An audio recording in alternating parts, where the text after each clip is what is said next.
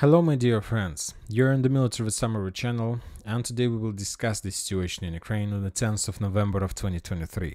Today we have a lot of very interesting updates, so let's start. First we're going to start with Crimea because today the Ukrainian Special Forces published a video of their attack with Navy drones against the Russian fleet in the city by the name of Chernomorskaya. On this video we can see 100% strikes, 100% damage that the Ukrainians managed to get the Russian ships. Those were not a very big ships, but big ships, but anyway, those attacks were successful. And we can say that 99% that those ships were destroyed, Russian ships were destroyed.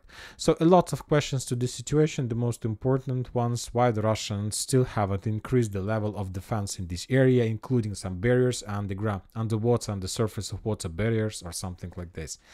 Now let's move to Kherson direction, and we got some updates in comparison with the previous video, and the most important ones are coming from the islands. And Ukrainian sources and the Russian sources published more videos of bombardments of the territory, which confirms the Ukrainian presence in this area, that Ukrainians continue concentration of their forces, and currently there, as I understand, the Ukrainians are planning to start offensive operation, and they are planning to clear this area completely and to establish 100% control over this territory. So you may ask, what are the purposes of the Ukrainians in this area, why the Ukrainians are attacking this? And you know that when talking about Avdiivka, we can say that this is Avdiivka news operation. The most important part of this operation is to shorten the distance between the northern flank and the southern part. When talking about Robotyne, about Bradley Square, the operation is to maintain the flanks of the Ukrainian forces and to capture as much as possible territories before, let's say, the final rush in direction of Tokmak. When talking about Crimea, the main purpose is to capture trenches in the forest and so on. And every single battle has its own benefits, its own things that describe this battle from the better side. But when talking about Dnipro, a battle, this is not the battle of tanks, this is not the battle of aviation, this is not the battle, I don't know, of whatever. The battle for Dnipro is the battle of drones, of significant number of drones from the Ukrainian side, and let's say of the usage of guided bombs from the Russian side. But if the main weapon from the Ukrainian side is drone, that means that they need to be 100% sure that the Russians are not able to suppress Ukrainian drones with electronic warfare weapon. So basically that means that the results of the battle for Dnipro depends first of all on the results of electronic warfare equipment battle. Who has better electronic warfare equipment is going to win the battle for Dnipro, for bank of Dnipro rivers. Because, for example, when talking about Krynki, we got another video from the Ukrainian side, how FPV drone of Ukrainian forces was flying on the south of Krynki, trying to find the Russian artillery position or Russian mortar position, and you see the signal. You see that the signal is not very bad. Still the Ukrainians can use drone. At least FPV drone lost some signal, but there was another intelligence reconnaissance drone who had no problems with this situation. And so what does it mean? That means that Ukrainians probably at some point of clashes in this area managed to establish some maybe small advantage, maybe even a superiority of electronic warfare equipment, at least in this area, and they don't have problems to fly in this area. So this is something like controlled territory with drones and so on. The Russians still haven't managed to solve this issue, and they need to be in a hurry, because if the Russians are not able to solve the issue with electronic warfare equipment on this area, and if the Russians are not able to suppress Ukrainian drones, then they're gonna have more and more problems. I'm not saying that they will be forced to leave Kherson area, but anyway, they will be forced to keep always a significant number of reserves in this direction. The Russians continue bombardments of Berislav with FAB-500 and trying to deal as much as possible damage to Ukrainian forces. And also we got another very interesting video from the north, from the area of Velika Artakova. Maybe that video was geolocated wrongly. Maybe that video took place not in this direction, but we are watching this video because of the usage of Russian new type of missile. Because this video was geolocated by Lost or More Russian resources who are doing all these geolocations, and according to them that strike took place here. Maybe this is an old video. Maybe this video took place a year year ago, but for some reason this video appeared just these days. And as you can see, as a result of a strike, the Russians managed to destroy the pontoon bridge in Kherson direction, very far from the combat line.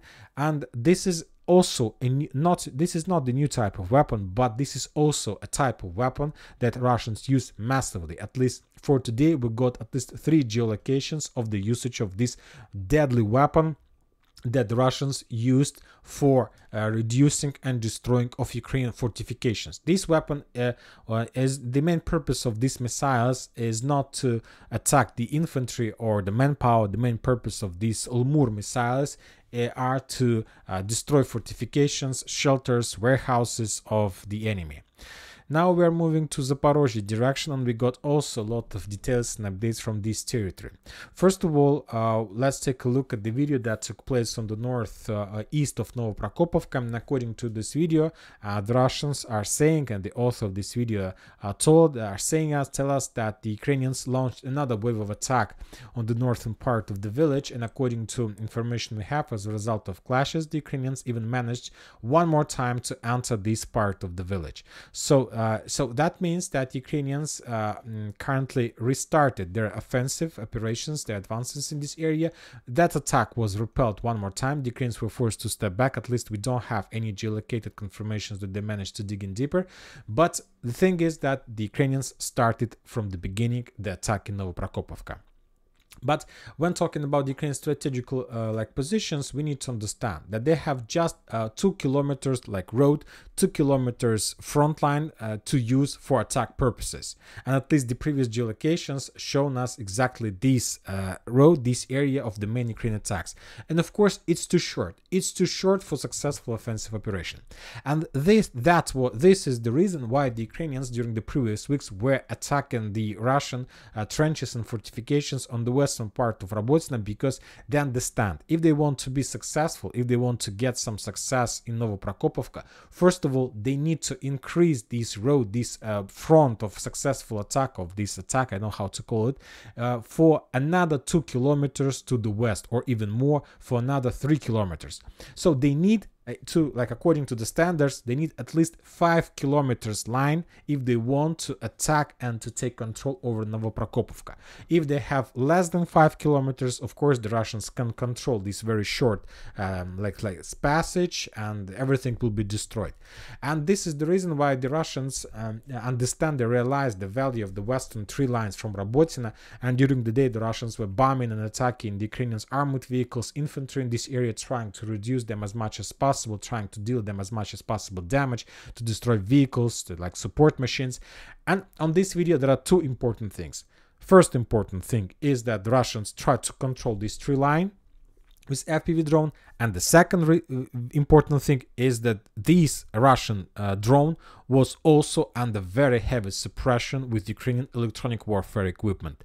So now, because of the fact that the longer war continues, the longer we're getting to, the closer we're getting to 2024 or 2025, we see that drones are getting one of the most important and massive weapon.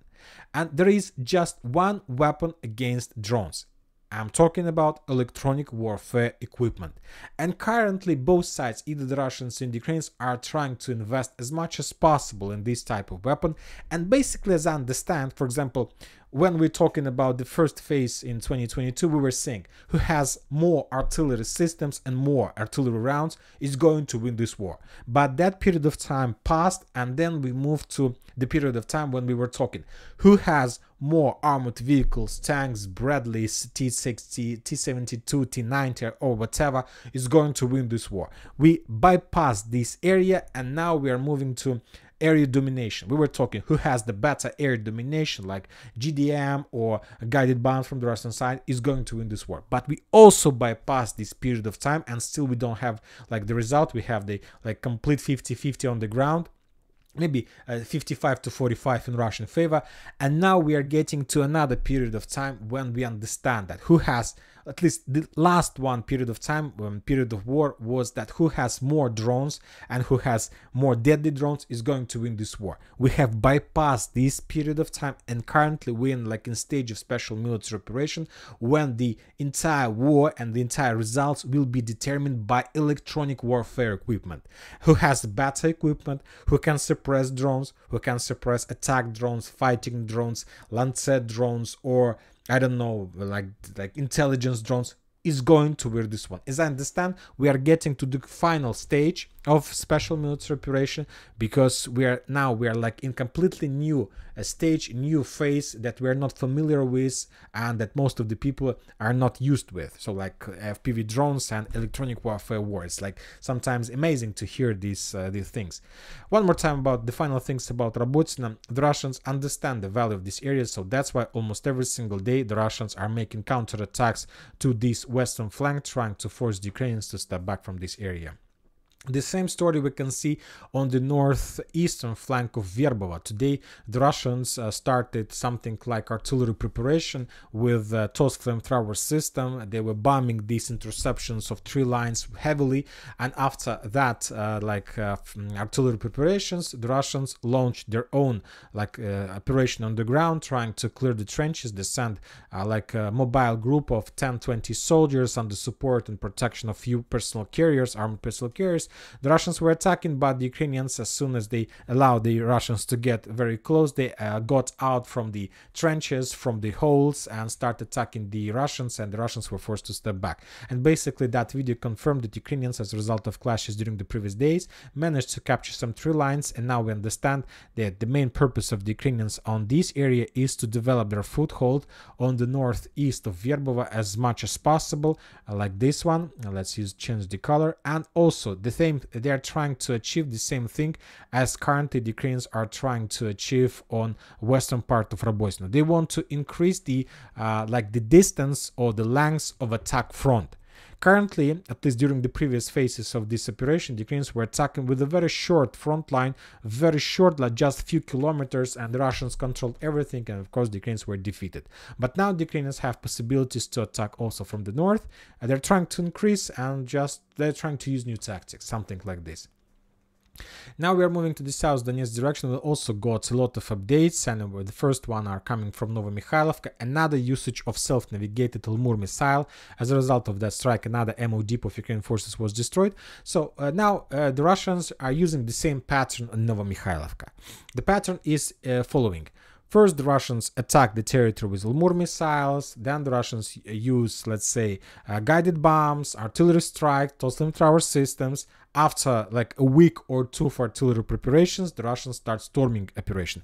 And during another storm operation, they managed to take, let's say, 300-200 meters on the south or on the north. Then another pause.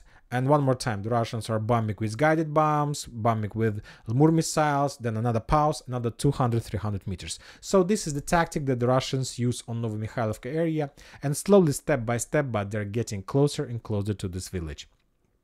We got a lot of updates from Avdiivka area, and one more time another usage of this deadly missile, Ilmur self-navigated missile, but with this very interesting important video, because probably for we are getting very rare scenes and footage exactly from this area. This is Toninka, this is the village Toninka that located on the southern front of Avdiivka, and this is the territory that the Russians are planning to start storming and assaulting very soon.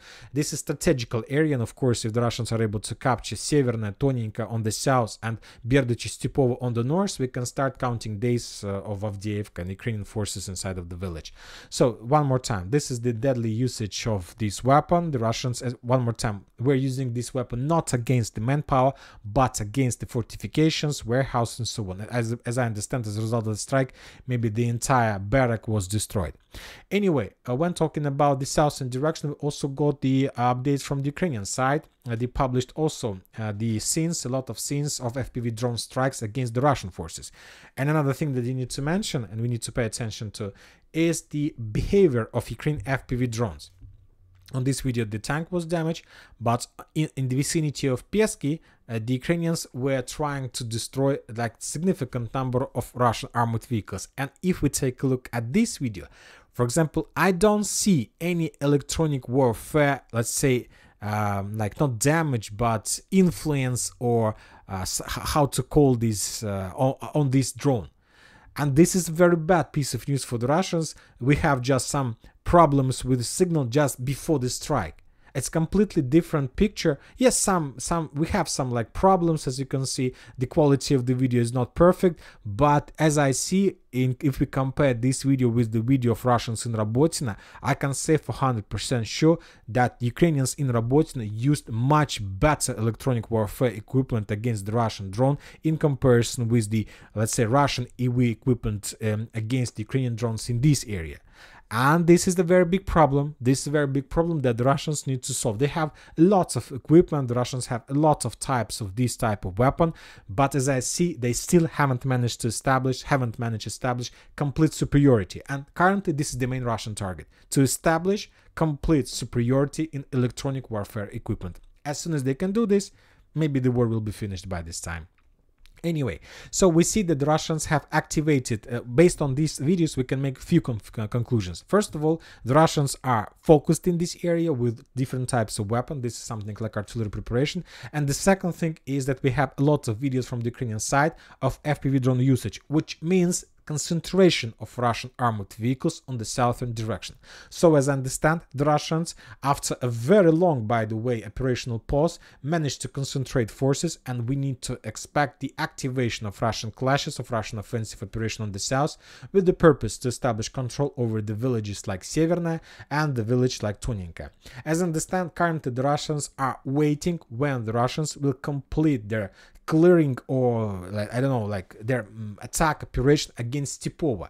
During the day we got at least 5 or 6, let's say, like telegram confirmations, not without any videos, from different sources that the Russians managed to establish control over Stepova, that the Russians managed to enter, that the Russians managed to force the Ukrainians to step back. So a lot of updates about this village without, of course, any geolocated confirmation. But anyway, we understand that as soon as the Russians can take control of Stepova and manage to dig in deeper, probably after that the Russians will attack from the south, because they need to use the same artillery forces.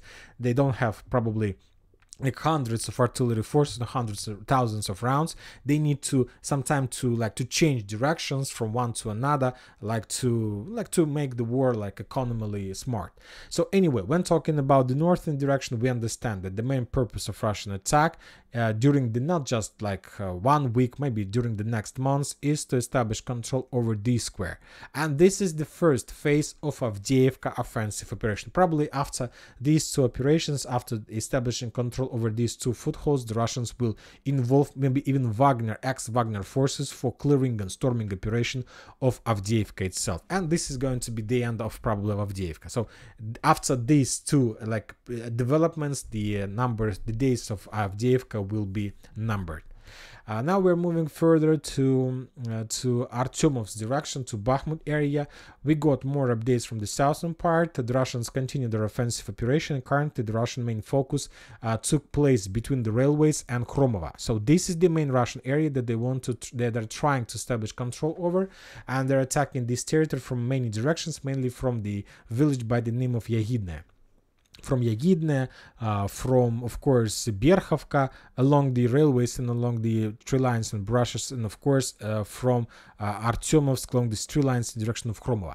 So the Russians want to take control over this territory. The Ukrainians have redeployed their FPV drone squads, and they started bombing the Russians as a counterattacks. So the Ukrainians tried to stabilize area. During the first 3 days they had problems. They had lack and gap with manpower in drone squads. And now they understand they have redeployed the necessary forces, and now they're trying to stabilize. But meanwhile, the Russians continue offensive operation in Klishchiivka and Avdiivka. But to tell the truth, during the previous 24 hours, we haven't received anything from this direction about any attacks or whatever.